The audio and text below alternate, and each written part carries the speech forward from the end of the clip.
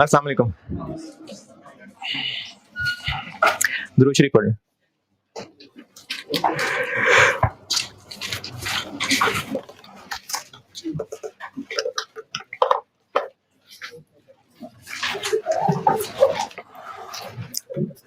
एक सवाल लिखवाया था, अगर OAR based on labour hour हो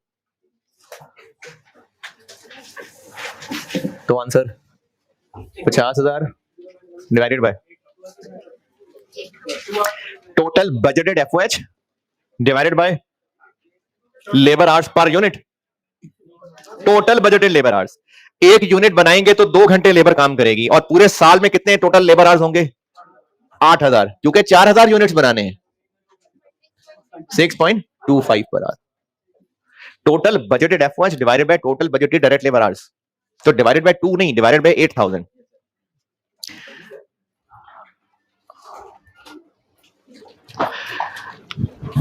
दूसरा क्या था? OAR पर machine hour. Total budgeted FOH divided by total budgeted machine hours. एक यूनिट बनाने के लिए 5 घंटे लगने हैं, तो टोटल हमारे 4,000 यूनिट्स बनाने का प्लान है, तो 20,000।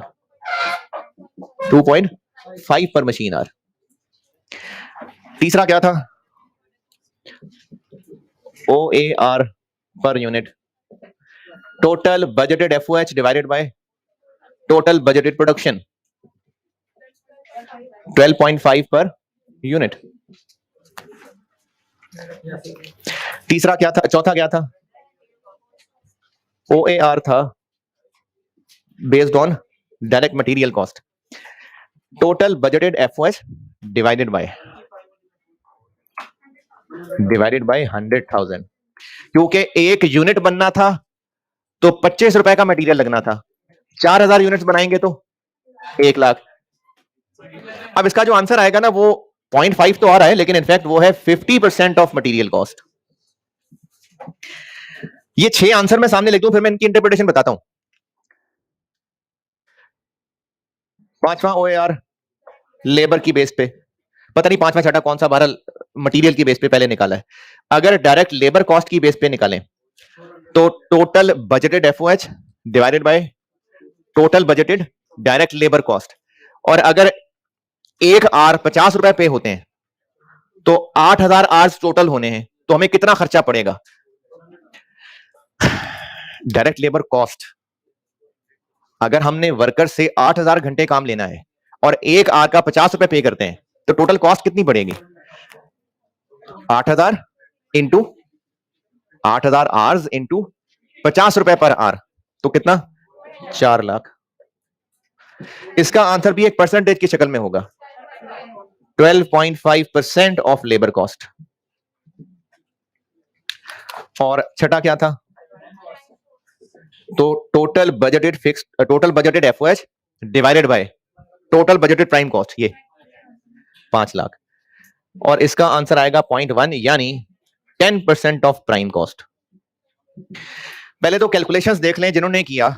किसी कैलकुलेशन में कोई कैलकुलेशन की हद तक एतराज है तो बताएं, फिर मैं इसकी इंटरप्रिटेशन बताता हूं कि क्या है, ये क्या कर रहे हैं हम। है जी?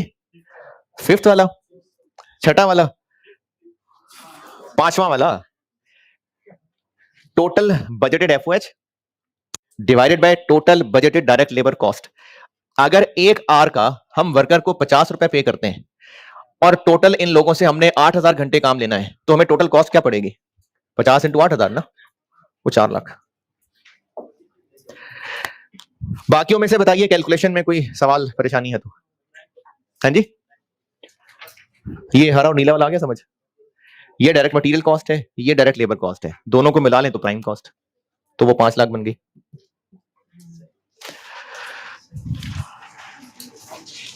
हाँ जी, कैलकुलेशन। अच्छा, अब इसकी इंटरप्रिटेशन सुने। ये जो हम लोग OAR सीख रहे हैं ना, कल मैंने जबानी बोले थे, चलें लिख भी देता हूं। ये OAR कैलकुलेट कब हो रहा है? ये स्टार्ट पे। क्यों कैलकुलेट कर रहे हैं? क्योंकि हम प्रोडक्ट की कॉस्ट जानना चाहते हैं। हम ये जानना चाहते हैं कि एक यूनिट बनाने के लिए डायरेक्ट मटेरियल डायरेक्ट लेबर कितना लगता है, वो तो जान सकते हैं, एफओएच मुश्किल होता है जानना। तो ये उसकी जुगाड़ है कि एक यूनिट बनाने में कितना एफओएच का खर्चा होगा, ये ओएआर से हेल्प मिलेगी। फिर इसके अलावा प्रोसेस कॉस्टिंग में यूज करना होता है, पढ़ेंगे हम लोग प्रोसेस कॉस्टिंग में। फिर इसके अलावा बजटिंग में इस्तेमाल करना होता है। वेरिएंस एनालिसिस एक चीज पढ़नी है, उसमें इस्तेमाल होगा इसका, ज्यादा नहीं लेकिन थोड़ा बहुत डिसीजन मेकिंग में इस्तेमाल होगा। तो ये मुख्तलिफ टॉपिक्स हैं जो हमने पढ़ने, इन सब में ओएआर हो रहा होता है इस्तेमाल। तो ओएआर क्या है? ओएआर ये है कि जो एफओएच हैं साल के शुरू में उनको किसी ना किसी बेस से लिंक करके एक रेट कैलकुलेट कर लिया। अब इसकी इंटरप्रिटेशन क्या है? क्या इस बिजनेस ने ये 6 के 6 ओएआर कैलकुलेट किए होंगे? नहीं, कोई एक किया होगा, वो तो मैंने प्रैक्टिस के लिए आपको सेम डाटा से 6 के 6 कैलकुलेट करवा दिए। बिजनेस ने तो इनमें से कोई एक किया होगा, वो किसकी बेस पे किया होगा? बिजनेस की मर्जी। इसकी इंटरप्रिटेशन ये है कि हमने इस साल के शुरू में अंदाजा लगाया कि टोटल एफओएच कितना होगा, ये अंदाजा था सारा, टोटल कितना हम वर्कर से काम लेंगे। इसका आंसर निकला 6.25 पर लेबर आवर। अब इसका मतलब यह है कि हमने ये अपना प्लान बना लिया कि जब भी वर्कर 1 घंटा काम करेंगे तो उनके काम के दौरान बिजली, रिपेयर, मेंटेनेंस, ये सारे ओवरहेड्स है ना, तो 6.25 रुपए ओवरहेड भी हुआ करेंगे। जैसे अगर किसी से कोई कंस्ट्रक्शन करवानी हो ना तो एक नॉर्मल एक टर्म इस्तेमाल होती है कि अगर कंस्ट्रक्शन करवानी है तो बस आप ये सीधा सीधा सा हिसाब रख लें कि पर स्क्वायर फुट आपको 4,000 रुपए कॉस्ट करेगा। इस रेट का क्या फायदा हुआ, बोलने में क्या फायदा है इसका कि पर स्क्वायर फुट 4,000 रुपए कॉस्ट करेगा। अब इसका कर लें यूज, जिसने जो यूज करना है। क्या यूज आसानी हो जाएगी इसकी? यानी एक कंस्ट्रक्शन करवानी थी, किसी एक्सपर्ट ने कहा कि बस आप ये समझ लो भाई कि 4,000 रुपए पर स्क्वायर फीट खर्चा आना है आपका, सीमेंट, बजरी, मजदूर सब मिला के 4,000 पर स्क्वायर फीट खर्चा आने में। मैं बहुत थोड़ा बोल रहा हूं, लेकिन इसकी क्या अब इंटरप्रिटेशन करें, क्या फायदा होगा इस 4,000 पर स्क्वायर फुट खर्चा आने है वाली बात का? अब हर कोई खुद सोच सकता है कि मैंने जो कंस्ट्रक्शन करवानी है वो 10,000 स्क्वायर फुट की है, तो इंटू 4,000, अच्छा इतना खर्चा आएगा। कोई सोचे अच्छा मैंने तो 3,000 स्क्वायर फुट करानी है, चलो 3,000 स्क्वायर फुट इंटू 4,000 रुपए, इतना खर्चा आएगा। तो ये रेट बना लेने का ये फायदा है। अब इस नीले वाले 6.25 पर लेबर आवर की इंटरप्रिटेशन ये है कि फॉर द ईयर हमने एक अंदाजा लगा लिया कि अब जब भी लेबर 1 घंटा काम करेगी तो उसके 1 घंटे काम के साथ सपोर्ट में इतने रुपए एफओएच हुआ करेंगे। और जिस बिजनेस ने ये वाला ओआर निकाला होगा, इसकी क्या इंटरप्रिटेशन है? साल के शुरू में 2.5 रुपए पर मशीन आप कैलकुलेट कर लिया। इसका क्या मतलब है? अब मैनेजमेंट ने इस पूरे साल के लिए एक प्लान कर लिया कि जब भी मशीन 1 घंटा चलेगी 2.5 रुपए एफओएच हुआ करेंगे। जिसने ये लाल वाला यूज किया होगा, इसकी क्या इंटरप्रिटेशन है? कि जब भी, नहीं ये लाल वाला, कि जब भी 1 यूनिट बनेगा तो डायरेक्ट मटेरियल लगेगा इतने का, डायरेक्ट लेबर लगेगी इतने की, और 12.5 रुपए एफओएच हुआ करेंगे। जिन्होंने हरा वाला निकाला होगा वो ये कहेंगे कि जब भी प्रोडक्शन होगी, जितना भी टोटल रुपए मटेरियल कॉस्ट होगी उसके 50% के बराबर 7 एफओएच भी होंगे। जिसने ये नीला वाला ओआर निकाला होगा वो ये प्लान कर रहे हैं कि आइंदा साल में हम जितनी भी लेबर कॉस्ट इनकर करेंगे उसके 12.5% के बराबर एफओएच भी लग रहे होंगे। और जिसने ये आखिरी काला वाला निकाला होगा वो ये प्लान कर रहा है कि इस साल हमारा जितना भी टोटल प्राइम कॉस्ट पे खर्चा होगा उसके 10% के बराबर एफओएच पे भी खर्चा होगा। इसकी मैं आपसे रिलेट करके एक मिसाल बताता हूं कि अगर आपके वालिदैन खर्चा प्लान कर रहे हैं कि बच्चे को पढ़ाई के लिए भेजना कितना खर्चा होगा, तो उनको एक एक्सपर्ट बताएगा जो कई साल से यहां रहे जा रहा है, कैफ किए जा रहा है उसने सारी कैलकुलेशंस की होंगी और वो आपके पेरेंट्स को एक बिल्कुल झटका हिसाब बताएगा, कहेगा जी आप बस सीधा सीधा हिसाब ये रख लें कि जितनी आपने फीस देनी है ना उसका 4 गुना बाकी खर्चा भी होगा, रहना, खाना, पीना सब। बस आप ये फैसला कर लें कि जितनी फीस आपने देनी है पेपर की उसका 4 गुना एक्स्ट्रा खर्चा भी होगा। अब इससे आसानी क्या हो जाएगी? अंदाजा लगा लेंगे, अच्छा 3 पेपर पढ़ाने तो इतना खर्चा होगा, 4 पढ़ाने तो इतना खर्चा होगा। तो ये कॉन्सेप्ट होता है ओएआर का कि उसको किसी ना किसी बेस से लिंक किया जाता है ताकि उसको फिर यूज किया जा सके। अच्छा साल एंड पे वाकई इतना ही खर्चा आया होगा? नहीं, ये साल के शुरू वाला अंदाजा है, साल के एंड पे तो इससे डिफरेंट आ गया होगा, तो उसका क्या करेंगे वो इस चैप्टर के दूसरे से मैं बताऊंगा। अभी तो बता रहा हूं साल के शुरू में हम क्या कर रहे हैं। तो ये ओएआर का कॉन्सेप्ट है। अच्छा इसका एक इस्तेमाल बता रहा हूं, ये अगले सवालों में होगा। अभी चूंकि सारा डाटा सामने है तो अभी ही सिखा देता हूं। इन ओएआर के बहुत सारे यूजेस हैं। अगर हम ये जानना चाहें अगर हम ये जानना चाहें कि एक यूनिट बनाने पे डायरेक्ट मटेरियल कॉस्ट कितनी लगेगी, डायरेक्ट लेबर कॉस्ट कितनी लगेगी और एफओएच कितनी लगेगी, इन 6 के 6 आंसर्स को यूज करके हम बता देते हैं। जैसे मैं 1 करता हूं, बाकी आप करेंगे। मैं 1 करता हूं। अगर ये वाला ओआर हो तो रिक्वायर्ड है कि एक यूनिट बनाने की कॉस्ट कितनी होगी? कितनी होगी जी? डायरेक्ट मटेरियल लगेगा कितना? 25। सवाल का डाटा तो यही है। डायरेक्ट लेबर कितना लगेगा एक यूनिट को बनाने के लिए? 50 पर आवर है वो तो। एक यूनिट बनाने के लिए 2 घंटे ना, तो कितना? 100। एफओएच कितना लगेगा? ये नीले वाले का आंसर बता रहा हूं। 6.25 तो वो तो पर आवर है। क्या करूं?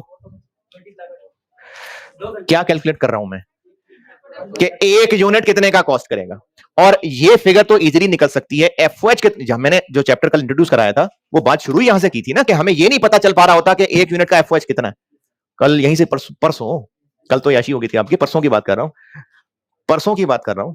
ये चैप्टर मैंने इंट्रोड्यूस ही यहां से कराया था कि एक यूनिट बनाने में एफओएच कितना लगा करेगा, ये नहीं पता लग पा रहा होता। तो ओएआर उसका एक हल है। तो वो बिजनेस जो ओएआर ये नीला वाला निकालता होगा, वो अगर जानना चाहे कि एक यूनिट कितना कॉस्ट करेगा, तो इतना मटेरियल, इतना लेबर, एफओएच कितना, अगर ये यूज करना हो तो। इस ओएआर का क्या मतलब है कि 1 घंटा काम होगा तो इतना एफओएच होगा। तो एक यूनिट बनाने के लिए कितने घंटे लगने हैं? 2।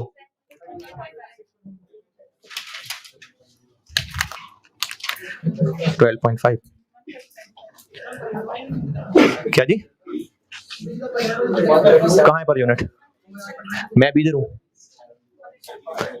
जी। ठीक है, इसी तरह इन बाकी पांचों को एक एक करके यूज करके ये निकालें जी। अभी आप लोग इन सबको एक एक करके यूज करें और प्रोडक्ट कॉस्ट पर यूनिट निकालें। मैंने अभी इसको यूज किया है ना, अब आप इन बाकी पांचों को एक एक करके यूज करें। एक बिजनेस ने ये 6 के 6 निकाले होंगे, इनमें से कोई एक ही तरीका लगाया होगा। मैंने तो प्रैक्टिस के लिए आपसे 6 करवा दिए। अब अगर बिजनेस ऐसे ओआर निकालता हो तो प्रोडक्ट कॉस्ट पर यूनिट उसकी क्या आ रही होगी? अगर कोई बिजनेस ऐसे ओआर निकालता हो, कोई ऐसे, कोई ऐसे, कोई ऐसे, तो अब ये आप समझे 5 अलग अलग सवाल हैं, 5 अलग अलग बिजनेस हैं। तो हर एक को यूज करके, जैसे मैंने एक करके दिखा दिया है, अब हर एक को यूज करिए और प्रोडक्ट कॉस्ट पर यूनिट बता दें। नहीं समझ आ रहा क्या कहा है मैंने? करें।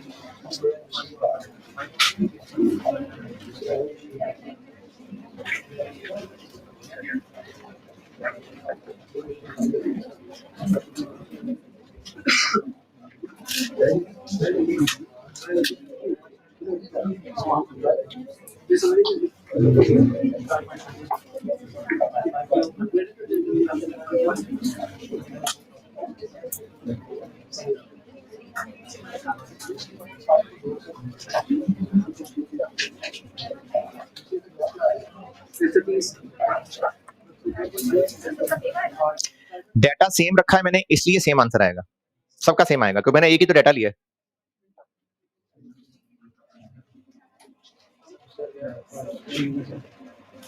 सब तरीकों से सेम आएगा क्योंकि मैंने सेम डेटा ही तो लिया है।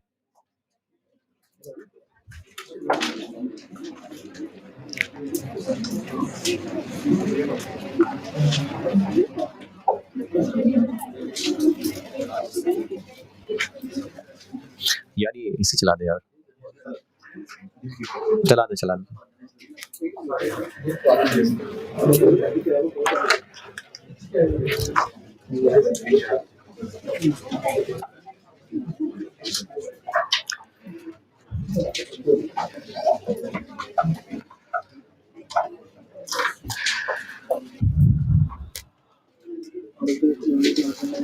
हाँ जी,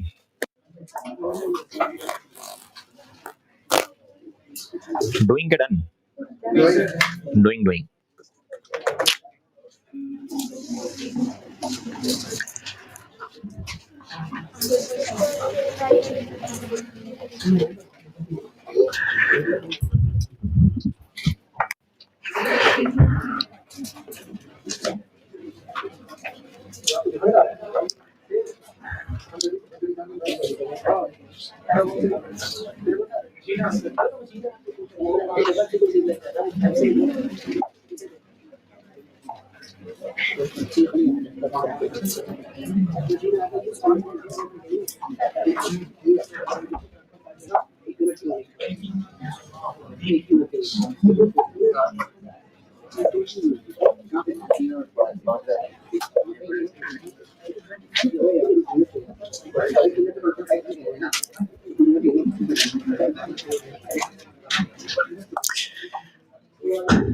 ये अगर मशीन और रेट यूज करें तो ये दोनों तो यही है। एफओएच देखते हैं, ₹2.5 की क्या इंटरप्रिटेशन है कि 1 घंटा मशीन चलेगी तो ₹2.5 एफओएच होंगे। 1 यूनिट बनाने के लिए 5 घंटे चलनी है मशीन। 12.5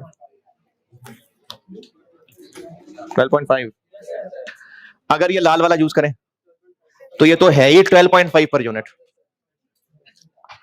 हरा वाला, इसका मतलब यह है कि 1 यूनिट बनाने के लिए जितना मटेरियल लगेगा उसके 50% के बराबर एफओएच भी लगेगा। तो ₹25 का 50% 12.5। इस नीले वाले की क्या इंटरप्रिटेशन कि 1 यूनिट बनाने के लिए जितनी लेबर कॉस्ट लगेगी उसका 12.5% के बराबर एफओएच भी लगेगा। तो ₹100 का 12.5%। और ये आखिरी काला वाला कि प्राइम कॉस्ट यानी ₹125 के 10% के बराबर 12.5। तो ये OAR किसी भी बेस के ऊपर हो सकता है, उसके मुख्तलिफ यूजेस हैं। एक यूज एफओएच पर यूनिट निकालना भी है। ठीक है, वो मैंने आपको दिखा दिया कि कैसे कैसे पर यूनिट तक पहुंचेंगे जी। प्राइम कॉस्ट क्या होती है पूछ रहा हूं ना, प्राइम कॉस्ट क्या होती है? 1 यूनिट बनाने के लिए प्राइम कॉस्ट ₹125 लगेगी। तो 125 का 10% 12.5। हाँ जी, डिफरेंट बेसिस का OAR और फिर उसके यूजेस में से एक यूज प्रोडक्ट कॉस्ट तक पहुंचना। डन। एक पास पेपर का सवाल करते हैं। सवाल पुराना है तो जिनके पास पास पेपर्स बाउंड फॉर्म में है उनमें ये नहीं होगा। हाँ, जिनके पास पैक की बुक है उसमें पेज 47 के आसपास होगा। Class work 1 Zia textile mills के नाम से 40 पैक की बुक में 47 या 49 पेज पे होगा ज़िया टेक्सटाइल, जिसमें भी 49 है तो 49 ही है, 47 है तो 47 होगा। ज़िया टेक्सटाइल मिल्स के नाम से सवाल है, स्प्रिंग 2008 का। और ये रिकॉर्डिंग वाले बच्चों के लिए मैंने आपके ना कोर्स में ये लेक्चर 18 का रेफरेंस देके तो वो PDF फाइल रख दी आपके कोर्स में, और आप लोगों को व्हाट्सएप में भी शेयर कर देगा। ठीक है, सवाल तक पहुंचे? अभी वैसे पेज बांटा भी था जो लोगों के पास पैक की बुक नहीं थी, तो जिनको नहीं मिला वो हमसायों की मदद ले लें और सवाल पढ़ लें। मैं करता हूं बोर्ड पे। ज़िया टेक्सटाइल मिल्स लिमिटेड, अभी इस अटेम्प्ट के अंदर इसी की कॉपी टेस्ट हुई थी। अब ये 2008 का सवाल है लेकिन इसकी कॉपी टेस्ट हुई थी। ज़िया टेक्सटाइल मिल्स, सवाल पढ़ लीजिए, मैं करता हूं बोर्ड पे।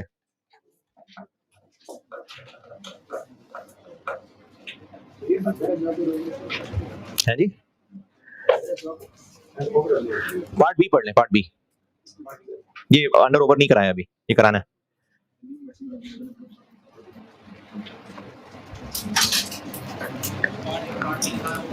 है जी, पार्ट बी पढ़ लें, part B. On December 1 2007 Zia textile mills, ये पढ़ लें।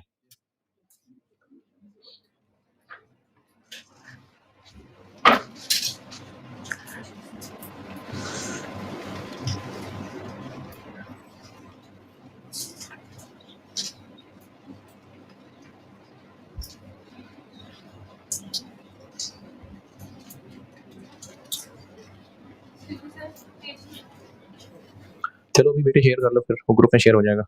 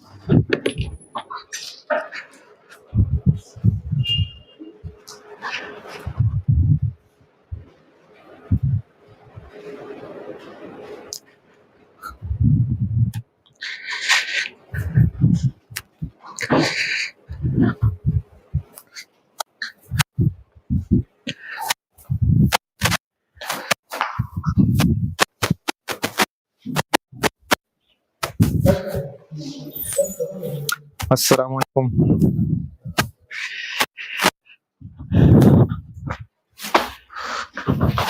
हाँ जी, साउंड का कोई मसला? अरे ये पहले था स्पीकर? नहीं अभी आवाज से नहीं आ रही। अच्छा अभी तो उसमें कनेक्शन ही कोई नहीं है। अच्छा अच्छा अच्छा अच्छा। हाँ जी, कोई सवाल? नुमान है क्लास में क्या?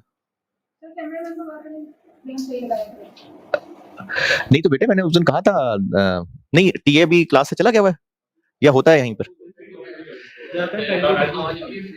नहीं वैसे पूरी टाइम क्लास में रहता है या नहीं? पता नहीं।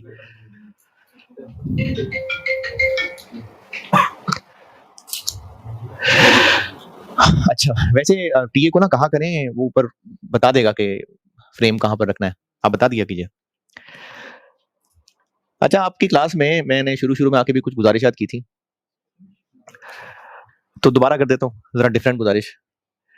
अब क्लास में कोई टीचर यहाँ मौजूद नहीं है, या चलो टीए भी होगा तो वो भी आप जैसे ही है, वो कौन सा कोई वो अफसर लगा हुआ है यहाँ पर। तो इसलिए आप लोग जब यहाँ बैठे हैं ना और घर के माहौल में बैठे हुए हैं और पढ़ाई का मूड नहीं हो रहा और आप लोग आपस में गप्पे मार रहे हैं, तो जो पैसे खर्च करके यहाँ पढ़ने बैठे हैं ना उनको डिस्टर्बेंस होगी। तो इसलिए मुझे सुनने में आया था कि आप लोग बातें करते करते इतनी ऊंची बातें शुरू कर देते हैं कि बाकी लोग तंग होना शुरू हो जाते हैं। तो जो लोग ऐसा करते हैं वो ना किया करो यार। देखो किसी को तंग करोगे फिर उसकी बदुआ लगेगी, फिर अगली दफा फिर पढ़ने आओगे, तो इसलिए ना करें दूसरों को तंग, तो ना किया करें शोर। कोई सवाल पूछना है किसी ने? है नहीं इतनी दूर से आए यार। सर वो पिछला सवाल हम करते हैं, कोई टोटल 50,000 था, उसके अंदर से बाकी जो मैंने निकाला था उसका 6.25, उसके अंदर से कहाँ निकालना था? वो जो रेट हमने निकाले थे वो हाँ 50,000 से 50,000 ही को इस्तेमाल करके हमने एक रेट बनाया था। जैसे जैसे हम ये अंदाजा लगाएं कि अंदाजा हो रहा है कि हमने 500 किलोमीटर ट्रेवल करना है और हमारा ख्याल है कि 2 लाख रुपए खर्च हो जाएगा।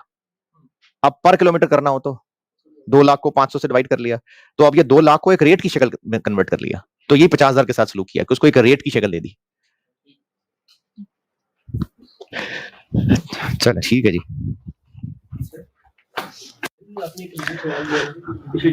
अच्छा ये फिर भी क्लास के बाद पूछना आगे, ये मैंने क्लास में डिस्कस नहीं किया हुआ ना यार, मैंने डिस्कस नहीं किया था। अच्छा अच्छा अच्छा अच्छा बताऊं।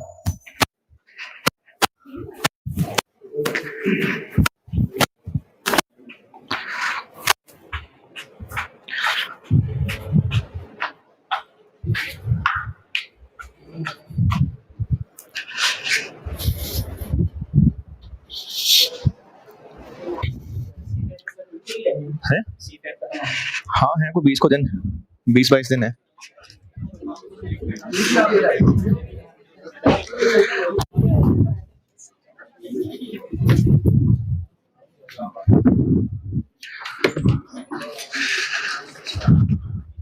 नीचे कोई रूम में क्यों नहीं है? ये तो नहीं है, नहीं है।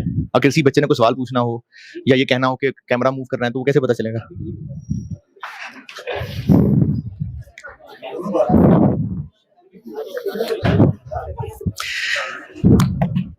हाँ जी, पढ़ लिया सवाल। अच्छा, एक तो ना वो उस दिन एक सवाल दिया था केमिकल बी केमिकल जी वाला, तो वो किसी ने कहा है नहीं याद, वो डिस्कस ही नहीं हो सका। नहीं, ये सवाल पूरा कर रहा हूं, उसके बाद देखते हैं।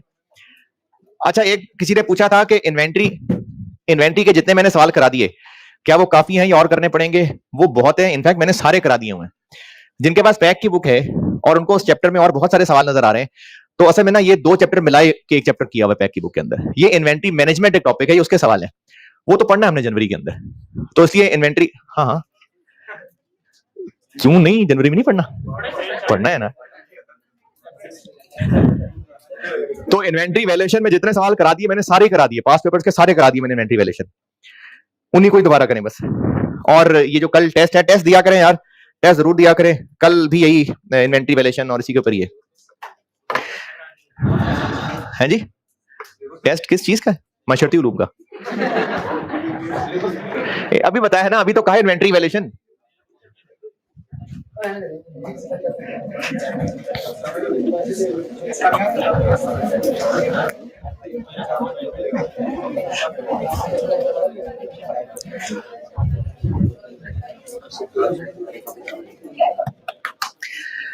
एक कटिंग डिपार्टमेंट है, उसमें है 5 मशीन्स, नहीं थी 5 मशीन्स, एक और नई मशीन खरीदी है, और उससे ये होगा कि कैपेसिटी बढ़ जाएगी, डिपार्टमेंट और ज्यादा कैपेसिटी वाला बन जाएगा। रिक्वायरमेंट में पूछा हुआ है 2008 ईयर के यूज करने के लिए कटिंग डिपार्टमेंट का रिवाइज्ड मशीन आर रेट निकाल दें। अच्छा, पहली बात, मशीन आर रेट से क्या हिंट मिल रहा है? कि OAR पर मशीन आर रेट यानी OAR पर मशीन आर, तो OAR निकालना है पर मशीन आर। और रिवाइज क्यों कह रहे हैं? क्योंकि पहले 5 मशीनें थीं और उनके लिए सवाल की बिल्कुल लास्ट लाइन, एक ऑलरेडी रेट निकाला हुआ था रिक्वायरमेंट से जस्ट ऊपर, लेकिन अब एक और नई मशीन भी खरीद ली है, तो 2008 में वो नई मशीन के आने से खर्चे भी चेंज होंगे, मशीन आर्स भी चेंज होंगे, इसलिए कह रहे हैं कि रिवाइज्ड OAR निकालना है। तो 2008 ईयर में यूज करने के लिए 2008 ईयर के लिए OAR निकालना है और OAR पर मशीन आर निकालना है। अब इसके लिए क्या चाहिए फॉर्मूले में? Total budgeted FOH। अच्छा, बजटेड क्यों? ये सारा डाटा बजटेड ही दिया हुआ है। The related expenses for the year 2008, point number 1 से ऊपर, total related expenses for the year 2008 have been estimated as under. तो ये सारा बजट डाटा है, और OAR निकालने के लिए बजटेड डाटा ही होगा, क्योंकि OAR निकलता ही साल के शुरू में। तो OAR निकालना है, इसके लिए चाहिए टोटल बजटेड FOH और टोटल बजटेड मशीन आवर्स। ये इस अटेम्प्ट में इसी को थोड़ा बहुत चेंज करके एक सवाल टेस्ट हुआ था। टोटल बजटेड FOH निकाल रहे थे, सिर्फ नई मशीन के या पूरे डिपार्टमेंट के टोटल है? पूरे डिपार्टमेंट, कटिंग डिपार्टमेंट का रेट निकालने को कहा है, लेकिन ये जो खर्चे दिए हुए हैं, पहला पैराग्राफ, दूसरा पैराग्राफ, पॉइंट 1 से लेके 5 तक, ये तो सारे नई मशीन के हैं सिर्फ। तो बाकियों के लिए भी है कोई ना कोई हिंट। चले, जो नई मशीन के हैं वो तो लिखे ना, बाकियों के लिए भी कोई हल निकालते हैं। फॉर न्यू मशीन लिस्ट दी हुई है, वो बना लेते हैं, और बाकियों के लिए भी है कोई ना कोई हल। अच्छा, सवाल में ये कहा नहीं है कि 2008 ईयर से मुराद जनवरी से दिसंबर 8 है या जुलाई से जून है, तो नहीं, ड्यूरिंग द ईयर 2008 से मुराद अकाउंटिंग पढ़े हुए लोग हैं, जनवरी से दिसंबर या जुलाई से जून या जनवरी से दिसंबर ही होगा। कोई डिफरेंट चीज होता तो बता देता, बस 2008 कह रहा है तो बस जनवरी से दिसंबर वाला ही होगा। अब इसमें आपको खर्चे तो बताए हैं नई मशीन के, वो लिख लेते हैं, बाकियों का पुरानी मशीनों का देखते हैं क्या करना है। चले तरतीब से, क्या क्या है नई मशीन से रिलेटेड FOH। अच्छा, सवाल में कहीं डायरेक्ट मटेरियल, डायरेक्ट लेबर है, नहीं तो चाहिए भी नहीं था, हमें एफओएच चाहिए। तो तरतीब से चलते हैं, क्या क्या एफओएच है? जल्दबाजी कर गए, इलेक्ट्रिसिटी जल्दबाजी है। हाँ जी, डेप्रिसिएशन। ये ऊपर वाले पैराग्राफ में सिर्फ सलाम दुआ नहीं है, एक पूरा डाटा है जिसे डेप्रिसिएशन कैलकुलेट करेंगे। जब आप डायरेक्टली पॉइंट 1 पे जंप करेंगे ना तो आगे चलते चलते डायरेक्शन भूल जाएंगे आप। तो ऊपर वाले पैराग्राफ से डेप्रिसिएशन निकल रही है।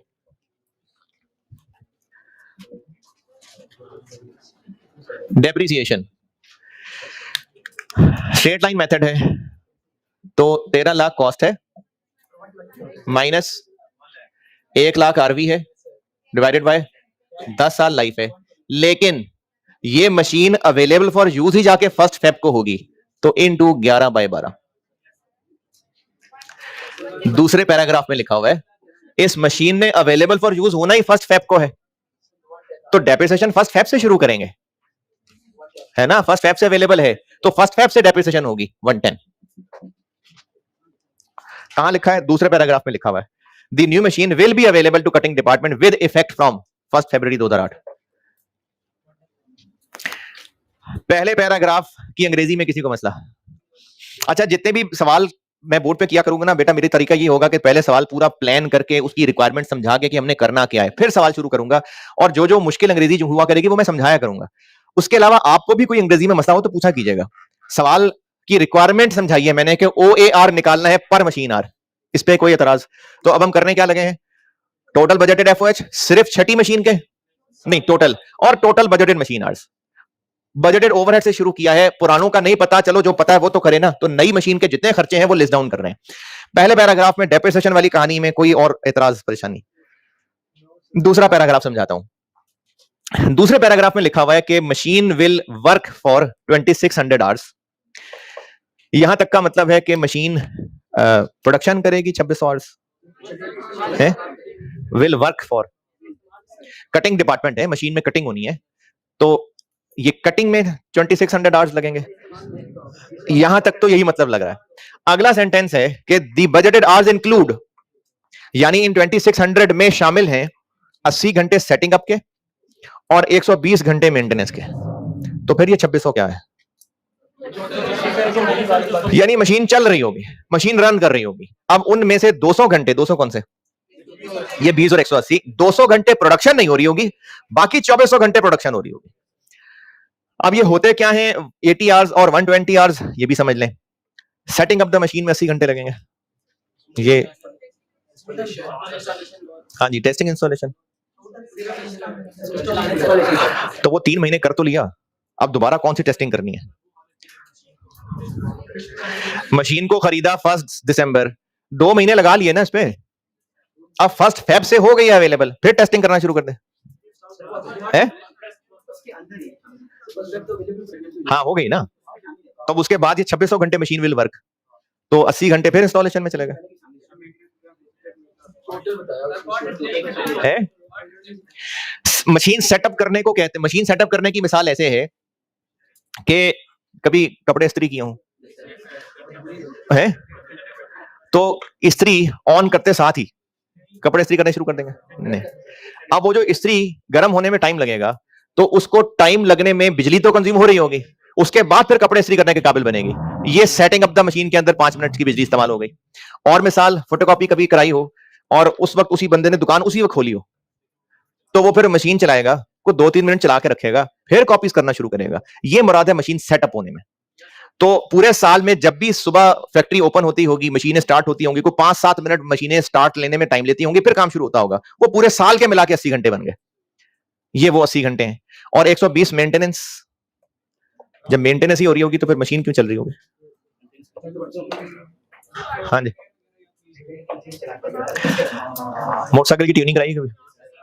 अब वो जो वाइन पे पेट्रोल एडजस्ट कर रहा होता है और पानी की तरह पेट्रोल बहा रहा होता है, इधर लग रहा होता है ना, इधर फिर ऐसे देता है भाई, एक दफा चेक कर ले, पर बहुत है। वो फिर खड़े होके फिर तो उसको रहने देगा, फिर दोस्तों से बातें करेगा, फिर आएगा। वो यहाँ लग रहा होता है पेट्रोल। तो अब वो जो बाइक स्टार्ट है, तो वो मेंटेनेंस के दौरान स्टार्ट है। इसी तरह एसी की अगर मेंटेनेंस करनी है तो कुछ देर चला के भी देखेंगे कि सही सफाई हो भी गई है कि नहीं हुई है, कोई तार तो नहीं कहीं टूट गई है, फिल्टर तो नहीं बंद हो गया। तो ये मेंटेनेंस के दौरान भी मशीन चलानी पड़ेगी। तो ये वही वाली मेंटेनेंस के दौरान 120 घंटे मशीन चलेगी। अब इसका क्या इस्तेमाल है, आगे आते हैं। पॉइंट नंबर 1, मशीन बिजली इस्तेमाल करेगी और 1 घंटे में 10 यूनिट्स प्रोड्यूस कर देगी, है प्रोडक्ट के 10 यूनिट्स प्रोड्यूस हो जाएंगे 1 घंटे में। ये 10 यूनिट्स प्रोडक्ट के 10 यूनिट्स नहीं है, ये बिजली के 10 यूनिट्स कंज्यूम कर रही होगी मशीन। तो जो मशीन 1 घंटा चलेगी तो 10 यूनिट बिजली के कंज्यूम हो जाएंगे, और जब बिल आएगा तो 1 यूनिट के 8.5 रुपए चार्ज होंगे। तो मशीन पूरे साल में कितने घंटे चलेगी, कितने घंटे बिजली कंज्यूम होगी? हाँ जी, 26 के 24।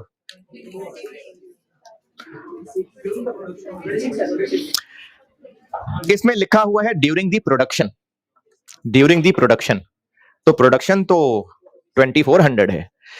इस सवाल में इस फ्लॉ की वजह से 2 हल हो सकते हैं और दोनों ही ठीक हैं। एक हल ये हो सकता है कि ये तो बात हो रही है उन 2400 घंटों की, उन 200 घंटों की तो कुछ बताया ही नहीं। जब बताया ही नहीं तो उन 200 को हम इग्नोर कर देते हैं, लेकिन ये इतना अच्छा हल नहीं है। दूसरा बेहतर हल ये है कि उन 200 घंटों में क्या बिजली नहीं इस्तेमाल हो रही होगी? हो रही होगी। हाँ, ये तो है कि जब मशीन प्रोडक्शन नहीं कर रही होगी तो कम बिजली ले रही होगी, लेकिन कितनी? अगर ये कहा होता ना कि प्रोडक्शन के दौरान 1 घंटे में 10 यूनिट्स कंज्यूम हो जाते हैं और जब खाली चल रही होगी तो 1 घंटे में 2 यूनिट कंज्यूम हो रहे होंगे, तो फिर हम 2400 को 10 के हिसाब से और 200 घंटों को 2 यूनिट के हिसाब से करते। लेकिन नहीं बताया कि जब फारिग खाली चल रही होगी तो कितनी बिजली कंज्यूम होगी, तो अज्यूम कर लेते हैं कि इसी स्पीड से ही कंज्यूम कर रही होगी। प्रोडक्शन बता दिया, खाली चलने पे कितनी बिजली इस्तेमाल होगी, वो जो 200 घंटे खाली हैं उनमें कितनी बिजली इस्तेमाल होगी नहीं बताया ना, तो या तो इग्नोर कर दें, नोट लिखें कि उन 200 घंटों में बिजली कंजम्पशन का कुछ नहीं बताया इसलिए उन 200 घंटों की बिजली इग्नोर कर रहे हैं, या फिर ये नोट लिखें कि उन 200 घंटों में भी इसी स्पीड से बिजली कंज्यूम हो रही होगी। ये दोनों बातें ठीक हैं। तो मैं इस दूसरी वाली बात को फॉलो कर लेता हूं। ये पहले कभी आईकैप के ना क्वेश्चन बैंक में हुआ करता था ये सवाल, तो उसमें 2600 ही लिए हुए थे, लॉजिकल भी 2600 ही है। अब उन्होंने निकाल दिया अपनी किताब से।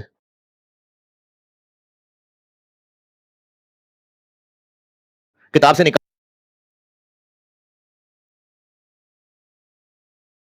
और उधर पेपर में मिलता जुलता पूछ लिया।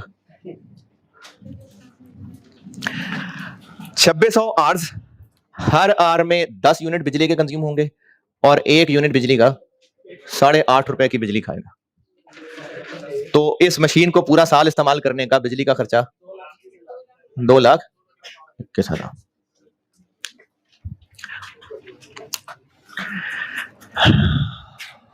चलें आगे, स्ट्रेट फॉरवर्ड है। आगे क्या है? मेंटेनेंस के ऊपर पर मंथ 25,000 रुपए खर्च होगा, तो 25,000 इंटू 11। अच्छा 11 या 11/12?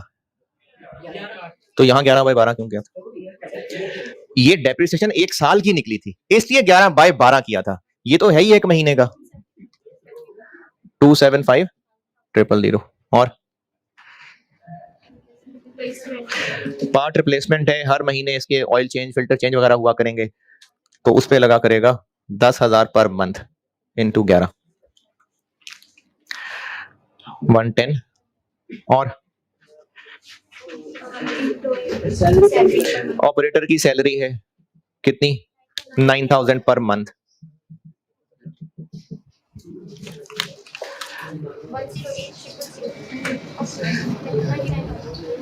और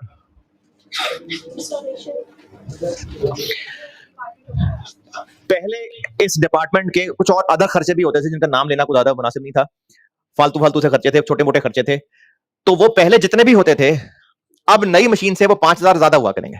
यानी मैं खुद ही फिगर बता देता हूं, पहले 90,000 पर मंथ हुआ करते थे। नहीं, अज्यूम करने की जरूरत नहीं है, मैं वैसे कह रहा हूं 90,000। अब नई मशीन के आने की वजह से वो 95,000 हुआ करेंगे। तो नई मशीन का कितना हुआ? 5, तो वो 5 आ जाएंगे नई मशीन के।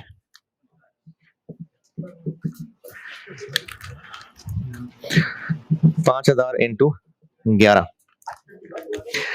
55,000। और है जी 5 मशीनें पहले थी, तो इन मशीनों के चलने पे बिजली का खर्चा भी होता होगा, उन ऑपरेटर्स की सैलरीज भी होती होंगी, मेंटेनेंस भी होती होगी, और भी छोटे मोटे खर्चे होते होंगे जो कितने हैं ये नहीं बताया। मैं कहता हूं 90,000 थे। इस छठी मशीन के आने से वो जो अदर ओवरहेड थे वो 5 ज्यादा हुआ करेंगे। यानी पहले 90 होते थे तो 95 हुआ करेंगे, पहले 80 होते थे तो 85 हुआ करेंगे, पहले 2 लाख होते थे तो 2,05,000 हुआ करेंगे। तो इस छठी मशीन का कितना हुआ फिर? 5, तो ये वो छठी मशीन वाला 5 लिख लिया। 0.5 तक की अंग्रेजी पढ़ के देख लें, किसी भी पॉइंट में कोई एतराज परेशानी है तो पूछिए।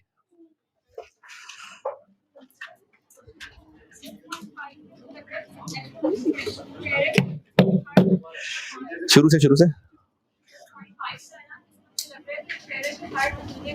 अच्छा, इस पॉइंट नंबर 5 का मतलब ये नहीं है कि इस नई मशीन के आने से जो खर्चा पहले 90,000 होता था वो पहले महीने 95 होगा, अगले महीने 1 लाख होगा, उससे अगले महीने 1,05,000 होगा, उससे अगले महीने 1,15 होगा। ऐसा नहीं है, क्योंकि अगर सिर्फ अंग्रेजी पे जाएंगे तो ये शक पड़ सकता है कि हर महीने 5,000 यानी 5 फिर मजीद 5 फिर मजीद 5, लेकिन कुछ सेंस नहीं बनती ना इस चीज की। देखिए खर्चा क्यों बढ़ा होगा, क्या पता सफाई वाला नया लाके रख लिया हो तो उसको 5,000 रुपए और देने पड़ते होंगे, लेकिन ये तो नहीं कि उसको एक महीने 5, अगले महीने 10, अगले महीने 15 क्यों हो रहा होगा ऐसा। तो ये एक ही बार शिफ्ट करके जो 90 होता था अब वो 95 हुआ करेगा, तो उसको बोलने में ऐसा कहा जाएगा कि जो अदर एवरेज होते थे अब नई मशीन की वजह से वो 5,000 पर मंथ ज्यादा हुआ करेंगे, यानी जितने पहले होते थे उससे 5,000 ज्यादा पर मंथ की। ये इनसिग्निफिकेंस है कि 90,000 पूरे साल की फिगर है कि महीने की फिगर है, महीने की। ये मतलब है पर मंथ का, कि वो जो महीने की एक फिगर हुआ करती थी उसमें 5 और, यानी पहले 90,000 खर्च होता था अब वो 95 हुआ करेगा हर महीने। हाँ जी, इधर दूसरे रूम से किसी ने सवाल पूछना है? सर सैलरी डायरेक्ट लेबर में नहीं आएगा? देखिए डायरेक्ट लेबर वो होती है जो हमें पता हो कि एक यूनिट बनाने के लिए कितनी, ये तो एक पर मंथ 9,000 है ना, ये तो एक फिक्स्ड खर्चा हो गया, तो ये तो डायरेक्ट नहीं हो सकता। कभी ये ज्यादा यूनिट्स कटिंग कर लेगा, कभी कम कर लेगा, उसको तो 9,000 पर मंथ सैलरी दे रहे हैं, इसलिए ये डायरेक्ट लेबर नहीं है। डायरेक्ट लेबर तब होता अगर उसको पैसे यूनिट के हिसाब से दे रहे होते, अगर उस वर्कर को पैसे दे रहे होते लेट से 200 रुपए पर यूनिट, फिर डायरेक्ट लेबर होती। अगर उसको पैसे दे रहे होते 500 रुपए पर आवर, फिर डायरेक्ट लेबर होती। 9,000 पर मंथ सैलरी दे रहे हैं तो वो तो एक फिक्स खर्चा हो गया ना, तो वो डायरेक्ट नहीं हो सकता। यहां तक और किसी का सवाल? जी अभी यही तो कहानी सुना रहा था कि वो जो 200 घंटे हैं उन 200 घंटों में भी बिजली इस्तेमाल होगी या नहीं होगी? 200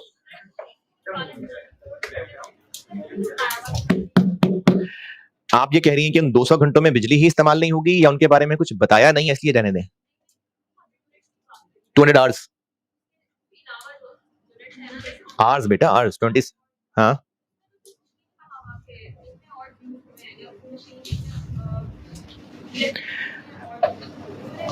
मशीन टोटल 2600 आवर्स चलेगी, उसमें से 80 और 120 इनमें प्रोडक्शन नहीं हो रही होगी, तो प्रोडक्शन वाले 2400 हो गए। पॉइंट 1 में उसने बताया कि प्रोडक्शन के दौरान इतनी इतनी बिजली कंज्यूम हो रही होगी। अब वो जो बाकी 200 घंटे हैं उनमें कितनी बिजली कंज्यूम हो रही होगी?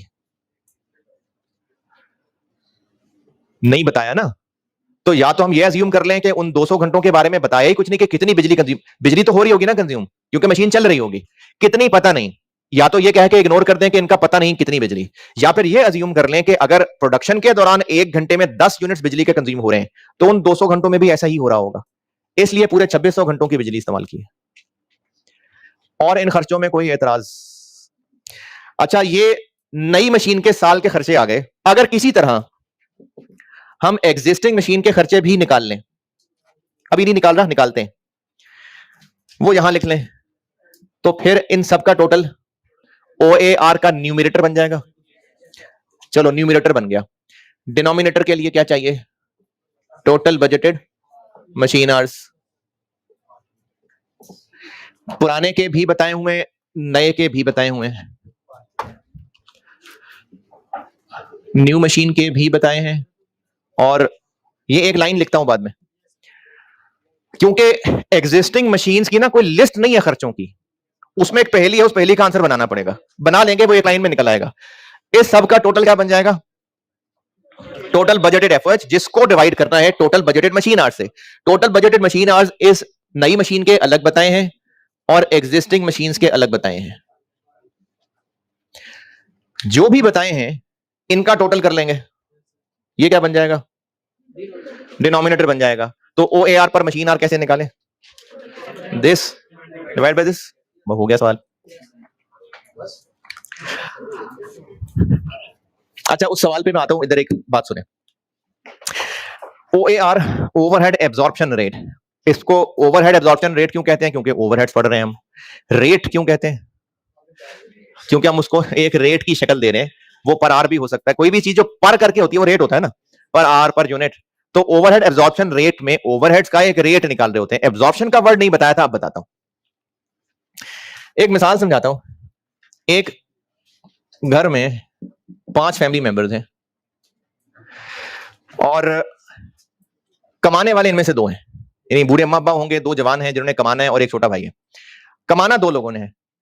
इस घर का टोटल महीने का खर्चा 1 लाख रुपए।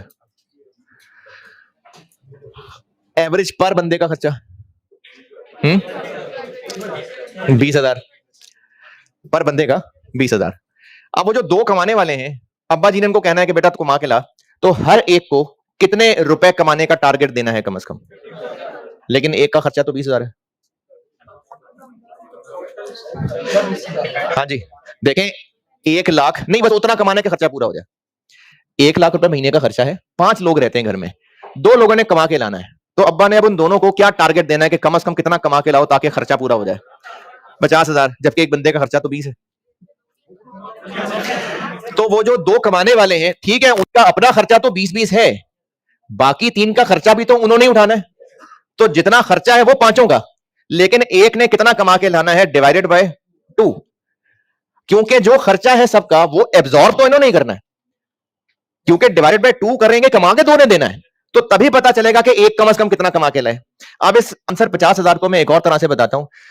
हर एक ने उन दोनों में से 50,000 कमा के लाना है, यानी वो 50,000 खर्चा पूरा करेगा, 20 उसका अपना, और जो बाकी 3 लोगों का खर्चा इसने बर्दाश्त करना है ये वो 30 है। तो उसका अपना खर्चा डायरेक्ट मटेरियल डायरेक्ट लेबर, और बाकी सारा खर्चा भी उसी ने तो एब्जॉर्ब करना है। तो वो 30,000 रुपए ओवरहेड एब्जॉर्प्शन रेट। फार्मूला क्या बना? टोटल खर्चा डिवाइडेड बाय सब लोग जिनका खर्चा है, डिवाइडेड बाय जिन्होंने कमा के देना है, जिन्होंने कमा के देना है। इधर आते हैं, इस कटिंग डिपार्टमेंट के सारे खर्चे, लेकिन मशीनें कमा के कैसे देंगी? कटिंग करेंगी तो कमा के देंगी, तो डिवाइडेड बाय कौन से घंटे? जिन्होंने काम करके देना है, यानी डिवाइडेड बाय प्रोडक्शन वाले आवर्स, क्योंकि कमा के उन प्रोडक्शन वाले आवर्स ने देना है। तो नई मशीन ने चलना बेशक 2600 घंटे है, लेकिन उनमें 200 घंटे तो काम ही नहीं होना, तो कमा के तो 2400 घंटों ने देना है, तो डिवाइडेड बाय 2400। इसी तरह एग्जिस्टिंग मशीन्स ने टोटल पूरे साल में 12,500 घंटे चलना है, लेकिन इसमें से 900 घंटे यही मेंटेनेंस वगैरह के हैं, तो इन्होंने कितनी देर प्रोडक्शन करनी है? 11,600। तो यहां खर्चा भी हम सिर्फ 2400 घंटों का ले लेते हैं। खर्चा तो सबका होगा, डिवाइड सिर्फ कमाने वालों पे, तो इसलिए डिवाइड इस 2400 पे। ये क्या बना? 14,000। तो टोटल बजटेड मशीन आवर्स सिर्फ वो आवर्स जिनमें प्रोडक्शन होनी है, लेकिन खर्चा सबका टोटल। ठीक है यहां तक? चलें आखिरी लाइन, एग्जिस्टिंग मशीन्स का जी। अगर कहां पर? थोड़ा मुंह से बोले यार, समझ नहीं आ रहा। हाँ, तो हाँ, अच्छा 2400 क्यों ले लेते हैं? हाँ, तो वो डेटा की कमी है ना, असल में तो 2600 ही लेने चाहिए ना। मैं तो कॉन्सेप्ट बता रहा हूं कि सारा टोटल खर्चा डिवाइडेड बाय सिर्फ कमाने वाले। तो अगर हमने यहां 2400 लिए होते तो इसलिए लिए होते कि बाकी 200 का बताया नहीं खर्चा, इसलिए 2400 लेते, वरना हम 200 का खर्चा भी बताया होता तो फिर भी 2400 का खर्चा लेते। 2600 का लेते हैं ना, बस यही बात हो रही है कि खर्चा सबका टोटल, लेकिन डिवाइडेड बाय सिर्फ कमाने वाले, क्योंकि पता तो चले ना कि एक आवर्स पे खर्चा कितना होना है, ताकि फिर उसके हिसाब से देखें अच्छा कम से कम कितना कमाए ये मशीन। तो डिवाइडेड बाय सिर्फ कमाने वाले आवर्स। एग्जिस्टिंग मशीन्स की इस तरह की लंबी लिस्ट तो नहीं दी हुई, लेकिन एक हिंट दिया हुआ है कि एग्जिस्टिंग मशीन्स का खर्चा 390 पर आवर है। तो टोटल तक पहुंचना है तो आर से मल्टीप्लाई कर लेते हैं, 390 इंटू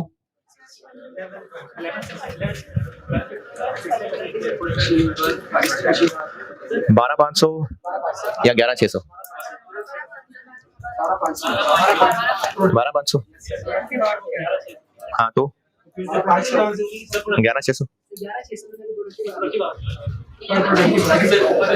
लेकिन हमने खर्चा तो टोटल का रखना। हाँ जी,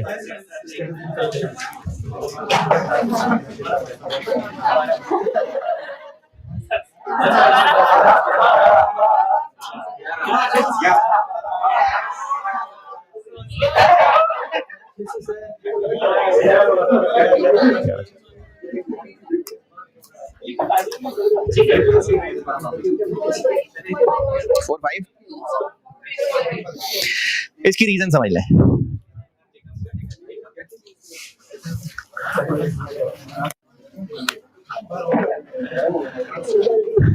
इसकी रीजन देखें जी। अच्छा, इसका टोटल करिएगा, इसका ये सिर्फ नीला वाला 870। अगर सिर्फ एक ही मशीन होती, यही छठी वाली बस, तो OAR कैसे निकालते हैं? 870,000 डिवाइडेड बाय 2400। क्या आता आंसर? 362.5।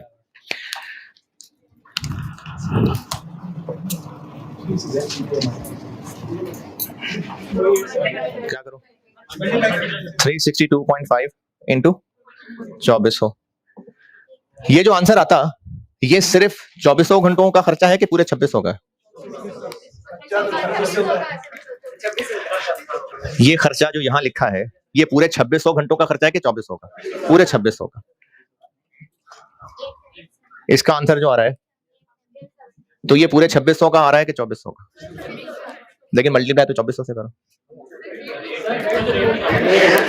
असल में ना, हम कोई खर्चे पर आर को आर से मल्टीप्लाई नहीं कर रहे, हम रिवर्स चल रहे हैं। ये 362 कैसे निकला होगा? पूरे 2600 घंटों का टोटल खर्चा लिखा होगा, लेकिन डिवाइड सिर्फ कमाने वाले से किया होगा। है ऊपर टोटल खर्चा, लेकिन डिवाइड सिर्फ कमाने वाले से है, तो आंसर 362 आया था। अब अगर ये पूछा जा रहा है तो रिवर्स चल ले। अब इसको मल्टीप्लाई कर लेंगे तो आंसर क्या? 2400 घंटों का खर्चा आ जाएगा। खर्चा तो वही टोटल ही आएगा। तो इसी तरह एग्जिस्टिंग मशीन्स का 390 कैसे कैलकुलेट हुआ होगा? टोटल उन मशीनों के खर्चे लिए होंगे, लेकिन डिवाइड किया होगा उनको प्रोडक्टिव से। तो अब इसको मल्टीप्लाई करेंगे तो खर्चा सिर्फ 11608 का थोड़ी आएगा, खर्चा तो टोटल ओवरऑल आएगा। हाँ, अब रही बात कि ये कैसे पता है OAR है, लिखा थोड़े मुश्किल तरीके से। मैंने OAR की एक और अंग्रेजी बताई थी, ओवरहेड एब्जॉर्प्शन रेट का एक और नाम बताया था, ओवरहेड रिकवरी रेट। तो वो उन्होंने कहा हुआ है कि इन्होंने एक रेट निकाला हुआ है for recovery of its overhead, 390 मतलब OAR। तो ये 390 ऐसे निकला होगा, ये चाहिए हमें, तो इसलिए मल्टीप्लाई करेंगे तो ये निकलेगा।